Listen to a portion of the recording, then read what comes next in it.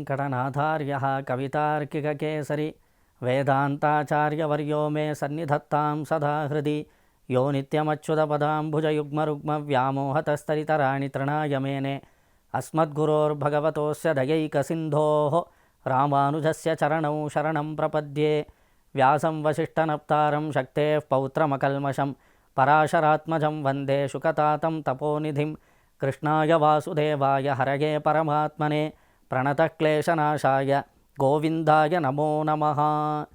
ಶ್ರೀ ಶಂಕರವಾಹಿನಿ ಮೂಲಕವಾಗಿ ಕಾರ್ಯಕ್ರಮವನ್ನು ವೀಕ್ಷಿಸುತ್ತಿರುವಂತಹ ಎಲ್ಲ ಭಕ್ತರಿಗೂ ನಮ್ಮ ಅನಂತಕೋಟಿ ಪ್ರಣಾಮಗಳು. ಸಹಸ್ರನಾಮದ ಸಹಸ್ರ ಫಲಗಳು ಎಂಬ ಈ ಕಾರ್ಯಕ್ರಮಕ್ಕೆ ತಮ್ಮೆಲ್ಲರಿಗೂ ಆದರದ ಸ್ವಾಗತ. ಪರಮಾತ್ಮನಾದ ಶ್ರೀಮನ್ನಾರಾಯಣನ ಅನುಗ್ರಹ ವಿಶೇಷದಿಂದ ಹಾಗೂ ತಮ್ಮೆಲ್ಲರ ಆಶೀರ್ವಾದದಿಂದ ವಿಷ್ಣು ಸಹಸ್ರನಾಮದಲ್ಲಿ ಬರುವಂತಹ 50ನೇ ಶ್ರೀನಾಮವಾಗಿರುವಂತಹ ವಿಶ್ವಕರ್ಮ ಎಂಬ ಶಬ್ದಕ್ಕೆ ಅರ್ಥವೇನು ಎಂಬುದನ್ನು ತಿಳಿಯುವ ಪ್ರಯತ್ನದಲ್ಲಿ ನಾವು ತೊಡಗಿದ್ದೇವೆ. ಸಹಸ್ರನಾಮಗಳಲ್ಲಿ 50ನೇ ಶ್ರೀನಾಮ ವಿಶ್ವಕರ್ಮ ಎಂಬುದು. ನಾವು ಪರಾಶರ ಭಟ್ಟರ ಭಗವದ್ಗುಣದರ್ಪಣಂ ಎಂಬ ಭಾಷ್ಯವನ್ನು ಆಧಾರವಾಗಿಟ್ಟುಕೊಂಡು ಪ್ರತಿಯೊಂದು ಶ್ರೀನಾಮಕ್ಕೂ ಅರ್ಥವನ್ನು ತಿಳಿದುಕೊಂಡು ಬರುತ್ತಿದ್ದೇವೆ. ಈ 50ನೇ ಶ್ರೀನಾಮಕ್ಕೆ ಪರಾಶರ ಭಟ್ಟರು ವಿಶ್ವದ ಕರ್ಮಗಳನ್ನು ನಡೆಸುವವನು ವಿಶ್ವಕರ್ಮನು ಎಂದು ತೋರಿಸಿದ್ದಾರೆ. ವಿಶ್ವಸ್ಯ ಜಗತಃ ಕರ್ಮ ವ್ಯಾಪಾರೋ ಯಸ್ಯ ಲಕ್ಷಣಂ ಪ್ರಾಕ್ ಬ್ರಹ್ಮ ಸೃಷ್ಟೇಗೆ ಊರ್ಧ್ವಂ ಚ ವಿಶ್ವಕರ್ಮೇತಿ ಕಥ್ಯತೆ ಎಂದು ನಿರುಕ್ತವನ್ನು ತೋರಿಸ್ತಾರೆ. ಬ್ರಹ್ಮನಿಗಿಂತಲೂ ಮೊದಲು ಪರಮಾತ್ಮನೇ ತಾನೇ ಇದ್ದಿದ್ದು. ಬ್ರಹ್ಮದೇವರನ್ನು ಸೃಷ್ಟಿ ಮಾಡಿದಂತಹವನು ಪರಮಾತ್ಮನು. ಸೃಷ್ಟಿ ಕಾರ್ಯದಲ್ಲಿ ತೊಡಗಿದವನು. ಸೃಷ್ಟಿಯಲ್ಲಿ ಏರ್ಪಡುವಂತಹ ಸಕಲ ಆಗು ಹೋಗುಗಳಿಗೂ ತಾನು ಜವಾಬ್ದಾರಿಯನ್ನು ಹೊತ್ತವನು. ಜೊತೆಗೆ ವಿಶ್ವವ್ಯಾಪಾರದಲ್ಲಿ ತೊಡಗಿರುವಂತಹ ಪರಮಾತ್ಮನು. ವಿಶ್ವವನ್ನು ನಿರ್ಮಾಣ ಮಾಡುವಂತಹವನನ್ನು ವಿಶ್ವಕರ್ಮ ಎಂಬ ಶಬ್ದದ ಮೂಲಕ ವಿಷ್ಣು ಸಹಸ್ರನಾಮ ಕೊಂಡಾಡುತ್ತೆ. ನೋಡಿ, ಸಾಮಾನ್ಯವಾಗಿ ಕರ್ಮ ಎಂದರೆ ಒಂದು ಚಟುವಟಿಕೆ ಅಂತ ಅರ್ಥ. ಈ ವಿಶ್ವವನ್ನು ಲೀಲೆಗೋಸ್ಕರ ತಾನು ಸೃಷ್ಟಿ ಮಾಡ್ತಾನೆ, ಸಂರಕ್ಷಿಸುತ್ತಾನೆ, ಲಯಗೊಳಿಸುತ್ತಾನೆ. ವಿಶ್ವದ ಮೂಲ ಪರಮಾತ್ಮನಾದ ಕಾರಣ ವಿಶ್ವವೆಂಬ ಈ ವಿಸ್ಮಯಕಾರಿ ವಸ್ತುವನ್ನು ತಾನು ಸೃಷ್ಟಿಸಿದ ಕಾರಣ, ತಾನು ಬ್ರಹ್ಮದೇವರನ್ನು ಸೃಷ್ಟಿಸಿದ ಕಾರಣ ಅವನನ್ನು ವಿಶ್ವಕರ್ಮ ಎಂಬ ಶಬ್ದದ ಮೂಲಕ ವಿಷ್ಣು ಸಹಸ್ರನಾಮ ಕೊಂಡಾಡುತ್ತೆ. ಇದಕ್ಕೆ ಸಂಬಂಧಿಸಿದ ಹಾಗೆ ವೇದದಲ್ಲಿ ಹೇಳಲ್ಪಟ್ಟಿರುವಂತಹ ಒಂದು ಪುಟ್ಟ ಚರಿತ್ರೆಯನ್ನು ನಾವು ಗಮನಿಸಬಹುದು. ಹಿಂದೆ ದೇವಾಸುರರು ಅತಿಘೋರವಾದ ಕಾಳಗದಲ್ಲಿ ತೊಡಗುತ್ತಾರೆ. ಯಾವಾಗಲೂ ದೇವತೆಗಳಿಗೂ ಅಸುರರಿಗೂ ಯುದ್ಧ ನಡೆಯುತ್ತಲೇ ಇರುತ್ತೆ. ನೋಡಿ, ವಿಶ್ವಸೃಷ್ಟಿಯಲ್ಲಿ ದ್ವಂದ್ವವೆಂಬುದು ಇರುತ್ತೆ. ನೋಡಿ, ಹಗಲು ಅಂತ ಇದ್ದರೆ ಒಂದು ರಾತ್ರಿ ಇರುತ್ತೆ, ಸುಖ ಅಂತ ಇದ್ದರೆ ಒಂದು ದುಃಖ ಅಂತ ಇರುತ್ತೆ. ಆ ರೀತಿ ದೇವತೆಗಳು ಮತ್ತು ಅಸುರರು ಎಲ್ಲರಿಗೂ ತಂದೆಯಾದವನು ಬ್ರಹ್ಮದೇವ, ಚತುರ್ಮುಖ ಬ್ರಹ್ಮ. ಈ ಬ್ರಹ್ಮನಿಂದ ಉತ್ಪನ್ನವಾದವಳು ಗಾಯತ್ರಿ ದೇವಿ. ವೇದದಿಂದ ಉತ್ಪತ್ತಿಯಾದಂತಹ ಒಂದು ದೇವತೆ ಯಾರು ಅಂದರೆ ಅವಳೇ ಗಾಯತ್ರಿ ದೇವಿ. ಈ ಗಾಯತ್ರಿವೆಂಬುದು ಛಂದಸ್ಸು. ಇವಳು ಮಾತೃಸ್ವರೂಪಿಣಿಯಾಗಿದ್ದಾಳೆ. ಯಾರು ಈ ಗಾಯತ್ರಿ ಮಂತ್ರವನ್ನು ಜಪಿಸುತ್ತಾರೋ ಅವರಿಗೆ ಸರ್ವ ವಿಧವಾದ ಐಶ್ವರ್ಯಗಳು ಏರ್ಪಡುತ್ತದೆ. ತ್ರಿಪದಾ ಗಾಯತ್ರಿ. ಸಂಧ್ಯಾವಂದನೆ ಮಾಡಬೇಕಾದ್ರೆ ಗಾಯತ್ರಿ ದೇವಿಯನ್ನು ಉಪಾಸನೆ ಮಾಡ್ತಾರೆ ಬ್ರಾಹ್ಮಣೋತ್ತಮರು. ಹಿಂದೆ ದೇವಾಸುರರು ಇಬ್ಬರು ಯುದ್ಧ ಮಾಡಬೇಕಾದ್ರೆ ಈ ಯುದ್ಧವನ್ನು ತಡೆಯೋದಕ್ಕೋಸ್ಕರ, ಯುದ್ಧ ಅಂತ ಬಂದ ಮೇಲೆ ಎಷ್ಟೋ ನಾವು ತ್ಯಾಗ ಮಾಡಬೇಕಾಗತ್ತೆ. ನೋಡಿ, ಎಷ್ಟೆಲ್ಲ ವಿಧ್ವಂಸಕ ಕೃತ್ಯಗಳು ನಡೆಯುತ್ತೆ, ಎಷ್ಟೆಲ್ಲ ನಷ್ಟವಾಗುತ್ತೆ, ಐಶ್ವರ್ಯವೆಲ್ಲ ಕ್ಷಯವಾಗೋಗುತ್ತೆ ಯುದ್ಧ ಮಾಡಿದ್ರೆ.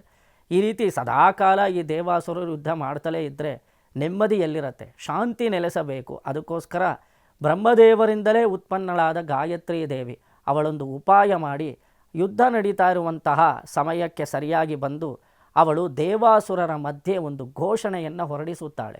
ಯಾರ್ಯಾರು ನನ್ನನ್ನು ಸ್ತೋತ್ರ ಮಾಡುತ್ತಾರೋ, ಯಾರ್ಯಾರು ನನ್ನನ್ನು ಕಂಡುಕೊಳ್ಳುತ್ತಾರೋ ಅವರಿಗೆ ಸೌಂದರ್ಯವನ್ನು, ಜೊತೆಗೆ ದೈಹಿಕ ಒಂದು ದಾರ್ಢ್ಯತೆಯನ್ನು, ದೈಹಿಕ ಸಂಪತ್ತನ್ನು, ಅಧ್ಯಾಪನಾ ಶಕ್ತಿಯನ್ನು, ಅಂದರೆ ಅಧ್ಯಯನ ಮಾಡೋದಕ್ಕೆ ಅಂತ ಒಂದು ಬುದ್ಧಿ ಇರಬೇಕಲ್ಲ, ಓದಿದ್ರೆ ನಮಗೆ ಅರ್ಥವಾಗಬೇಕಲ್ಲ, ಆ ಒಂದು ಬುದ್ಧಿ ಪಕ್ವತೆಯನ್ನು, ಮಾನಸಿಕವಾದ ಸ್ಥೈರ್ಯವನ್ನು, ಸಂತಾನವನ್ನು, ಜೊತೆಗೆ ಐಶ್ವರ್ಯ ಸಮೃದ್ಧಿಯನ್ನು ನಾನು ನೀಡುತ್ತೇನೆ.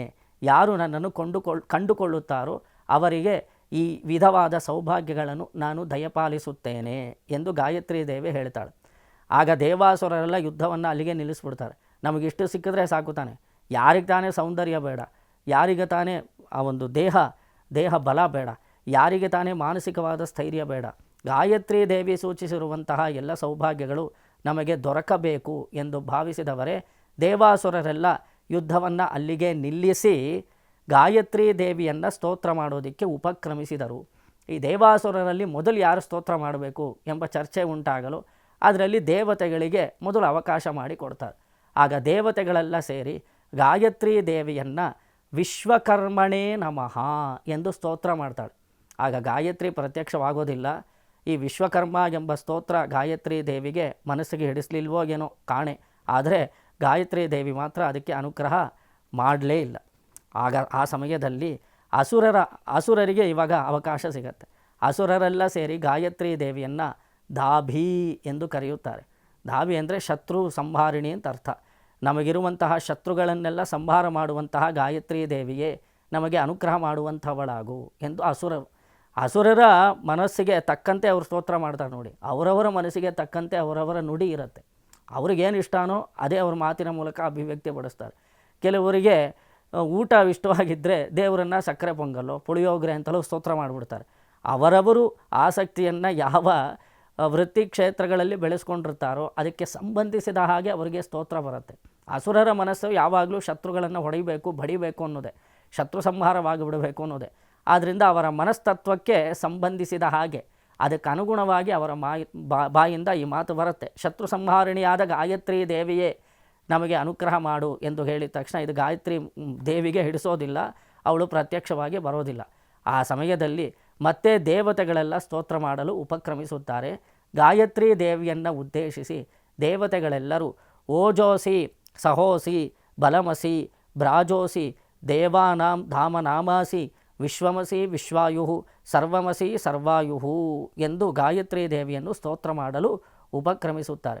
ಇದನ್ನು ಕೇಳಿದ ತಕ್ಷಣ ಗಾಯತ್ರಿ ದೇವಿ ಪ್ರತ್ಯಕ್ಷಳಾಗಿ ಬಂದು ದೇವತೆಗಳಿಗೆ ಅನುಗ್ರಹ ಮಾಡುತ್ತಾಳೆ. ದೇವತೆಗಳು ಗಾಯತ್ರಿ ಮಂತ್ರದ ದೆಸೆಯಿಂದ ಅವಳು ನೀಡುವಂತಹ ಫಲದ ಒಂದು ಬಲದಿಂದ ಅಸುರರನ್ನು ಗೆದ್ದು ಅವರು ಐಶ್ವರ್ಯವನ್ನು ಪಡೆದುಕೊಂಡರು. ಏನು ದೇವತೆಗಳೆಲ್ಲ ಈ ರೀತಿ ಸ್ತೋತ್ರ ಮಾಡಿದ್ರಲ್ಲ. ಓಜೋಸಿ ಎಂದರೆ ಏನರ್ಥ? ಈ ಶರೀರಶಾಸ್ತ್ರ ರೂಪದಲ್ಲಿ ನೀನೇ ಇದ್ದೀಯೆ, ಶರೀರಕ್ಕೆ ಬೇಕಾದಂತಹ ಪೌಷ್ಟಿಕಾಂಶಗಳನ್ನು ನೀನು ದಯಪಾಲಿಸುತ್ತೀಯೇ, ಆದ್ದರಿಂದ ಓಜೋಸಿ. ದೈಹಿಕ ಶಕ್ತಿ ನಿನ್ನ ಒಂದು ಅನುಗ್ರಹದಿಂದ ಮಾತ್ರ ನಮಗೆ ಲಭ್ಯವಾಗತ್ತೆ, ಆದ್ದರಿಂದ ನೀನು ಸಹೋಸಿ. ಮಾನಸಿಕ ಸ್ಥೈರ್ಯವನ್ನು ನೀಡುವಂತಹವಳು, ಆದ್ದರಿಂದ ನೀನು ಬಲಮಸಿ. ನಮಗೆಲ್ಲರಿಗೂ ಪ್ರಕಾಶತ್ವವನ್ನು ನೀಡುವಂತಹವಳು.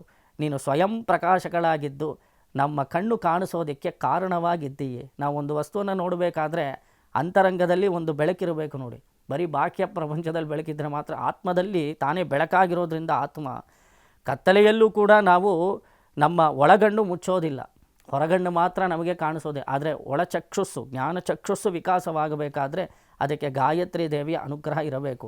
ದೇವಾನಾಂ ಧಾಮನಾಮಾಸಿ, ಸಕಲ ದೇವತೆಗಳು ನಿನ್ನಲ್ಲಿ ವಾಸವಾಗಿರುತ್ತಾರೆ.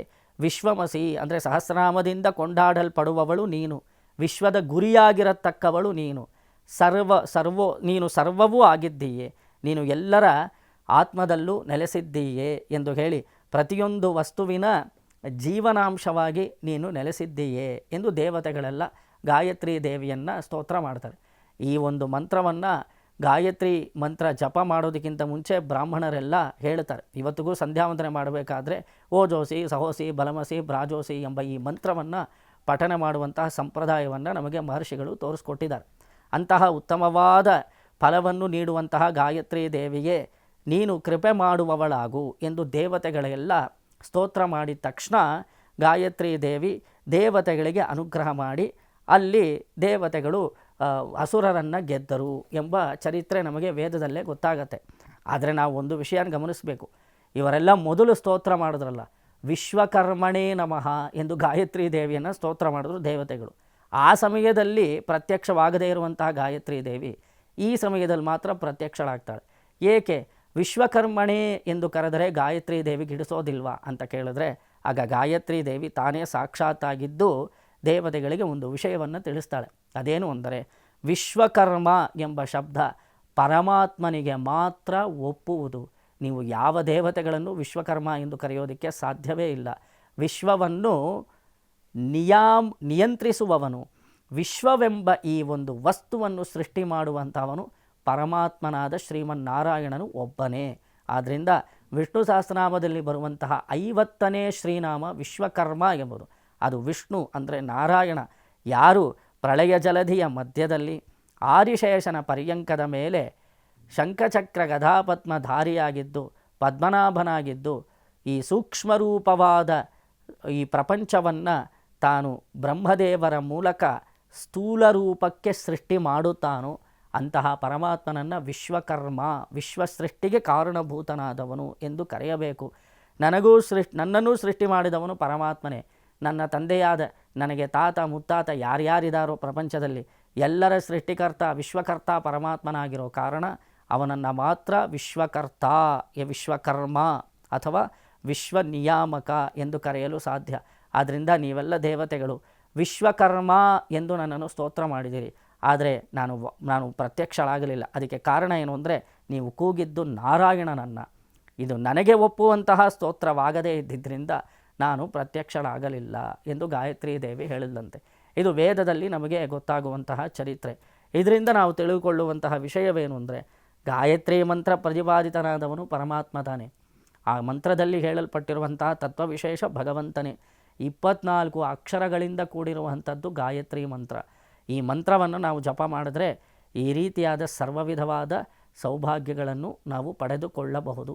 ಬ್ರಾಹ್ಮಣನಾಗಿ ಹುಟ್ಟಿದ ನಂತರ ಉಪನಯನ ಸಂಸ್ಕಾರ ಮಾಡಬೇಕಾದ್ರೆ ಈ ಒಂದು ಗಾಯತ್ರಿ ಮಂತ್ರವನ್ನು ಉಪದೇಶ ಮಾಡ್ತಾರೆ ರಹಸ್ಯದಲ್ಲಿ. ಮಂತ್ರವನ್ನು ಯಾವತ್ತಿಗೂ ಅದಕ್ಕೊಂದು ಕ್ರಮ ಇದೆ. ಅದು ರಹಸ್ಯದಲ್ಲೇ ಉಪದೇಶ ಮಾಡಬೇಕು, ರಹಸ್ಯದಲ್ಲೇ ಜಪ ಮಾಡಬೇಕು. ಕೆಟ್ಟ ಕೂಗನು ಕೂಗಿ ಹೊಟ್ಟೆಯನ್ನು ಹೊರುವಂಥ ಪೊಟ್ಟು ಗುಡುಮರು ಎಂದು ಕನಕದಾಸರು ಒಂದು ಹಾಡಿನಲ್ಲಿ ಲೇವಡಿ ಮಾಡ್ತಾರೆ. ಅದೇನು ಅಂದರೆ ಮಂತ್ರಗಳನ್ನು ಗಟ್ಟಿಯಾಗಿ ಕಿರಿಚಬಾರದು, ಮಂತ್ರಗಳನ್ನು ಕ್ರಮವಾಗಿ ಉಚ್ಚಾರಣೆ ಮಾಡಬೇಕು. ಅಲ್ಪಪ್ರಾಣ, ಮಹಾಪ್ರಾಣ, ಸ್ವರಗಳನ್ನು ಸರಿಯಾಗಿ ಆ ಶಬ್ದಗಳನ್ನು ಯಾವ ರೀತಿ ಉಚ್ಚರಿಸಬೇಕೋ ಅದು ಕ್ರಮವನ್ನು ಪಾಲಿಸಿ ಉಚ್ಚಾರಣೆ ಮಾಡಿದ್ರೆ ಮಾತ್ರ ಅದರಿಂದ ನಮಗೆ ಫಲವು ಸಿಗುತ್ತದೆ. ರಹಸ್ಯದಲ್ಲಿ ನಾವು ಜಪಿಸಬೇಕಾದ ಮಂತ್ರವನ್ನು ನಾವು ಸದಸ್ಸಿನಲ್ಲಿ ಕೂಗಿದರೆ ಅದು ಕೆಟ್ಟ ಕೂಗಾಗುತ್ತದೆ ಎಂದು ಕನಕದಾಸರು. ಕೆಟ್ಟ ಕೂಗನು ಕೂಗಿ ಹೊಟ್ಟೆಪಾಡಿಗೋಸ್ಕರ ನಾವು ಮಂತ್ರಗಳನ್ನು ಬಳಸಬಾರದು. ನಾವು ಮಂತ್ರವನ್ನು ಮಂತ್ರ ಪ್ರತಿಪಾದಿತನಾದ ದೇವತಾ ಸಾಕ್ಷಾತ್ಕಾರಕ್ಕೋಸ್ಕರವಾಗಿ ಬಳಸಬೇಕು. ಆ ಮಂತ್ರ ಯಾಕೆ ಹೇಳಬೇಕು, ಜಪ ಮಾಡಬೇಕು ಅಂದರೆ ಆ ಮಂತ್ರದಲ್ಲಿ ಹೇಳಲ್ಪಟ್ಟಿರುವಂತಹ ತತ್ವದ ದರ್ಶನ ಮಾಡ್ಕೊಳ್ಳೋದಕ್ಕೋಸ್ಕರ ತಾನೆ. ಅದನ್ನು ಮಂತ್ರದಿಂದ ನಾವು ನಮ್ಮ ಸ್ವಾರ್ಥಕ್ಕೋಸ್ಕರ ಮಂತ್ರಗಳನ್ನು ಬಳಸಿಕೊಂಡು ಐಹಿಕವಾದ ಕಾಮನೆಗಳನ್ನು ನಾವು ಪಡೆದುಕೊಳ್ಳೋದಕ್ಕಿಂತಲೂ ಆ ಮಂತ್ರವನ್ನು ನಾವು ಪಾರಲೌಕಿಕವಾದ ಫಲ ಅಂದರೆ ಪರಮಾತ್ಮನಿಗೋಸ್ಕರ ನಾವು ಅದನ್ನು ಬಳಸಿದ್ರೆ ಅದು ಯಥಾರ್ಥವಾಗತ್ತೆ, ಅದು ಕೃತಾರ್ಥವಾಗತ್ತೆ, ಅದು ಸಫಲವಾಗತ್ತೆ ಎಂದು ಕನಕದಾಸರು ತೋರಿಸ್ತಾರೆ.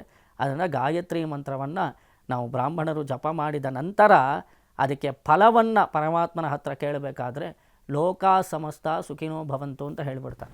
ಈ ಲೋಕದಲ್ಲಿರುವಂಥ ಎಲ್ಲ ಜೀವಿಕೋಟಿಗಳ ಉದ್ಧಾರಕ್ಕೋಸ್ಕರವಾಗಿ ನನ್ನಿಂದ ಜಪಿಸಲ್ಪಟ್ಟ ಈ ಒಂದು ಗಾಯತ್ರಿ ಮಂತ್ರವು ಫಲಕಾರಿಯಾಗಲಿ ಎಂದು ಒಬ್ಬ ಬ್ರಾಹ್ಮಣೋತ್ತಮ ಸ್ತೋತ್ರ ಮಾಡ್ತಾನೆ. ನೋಡಿ, ಬ್ರಾಹ್ಮಣರು ಉಪನಯನ ಸಂಸ್ಕಾರ ಮಾಡಿದ ನಂತರ ಸಂಧ್ಯಾವಂದನೆ ಮಾಡಿ ಗಾಯತ್ರಿ ಮಂತ್ರ ಜಪ ಮಾಡದೇ ಹೋದರೆ ಅವರಿಗೆ ಪಾಪ ತಟ್ಟತ್ತೆ. ಅವರು ಗಾಯತ್ರಿ ಮಂತ್ರವನ್ನು ಜಪ ಮಾಡಿದರೆ ಪುಣ್ಯ ಬರುತ್ತೆ ಅಂತ ಹೇಳಲಿಕ್ಕಿಲ್ಲ. ಅದಕ್ಕೆ ಕಾರಣ ಏನು ಅಂದರೆ ಪುಣ್ಯಕ್ಕೋಸ್ಕರ ಅವರು ಜಪ ಮಾಡೋದೇ ಇಲ್ಲ.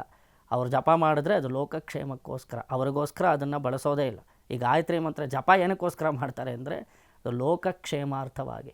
ಆದ್ದರಿಂದ ನಾವು ಗಾಯತ್ರಿ ಮಂತ್ರ ಜಪ ಮಾಡಿದ್ರೆ ಪುಣ್ಯ ಬರೋದಿಲ್ಲ, ಮಾಡದೇ ಹೋದರೆ ಪಾಪ ಬರುತ್ತೆ. ಅದನ್ನು ನಾವು ಗಮನದಲ್ಲಿಟ್ಕೊಳ್ಳೋದು. ಶ್ರೀಮತೆ ರಾಮಾನುಜಾಯ ನಮಃ.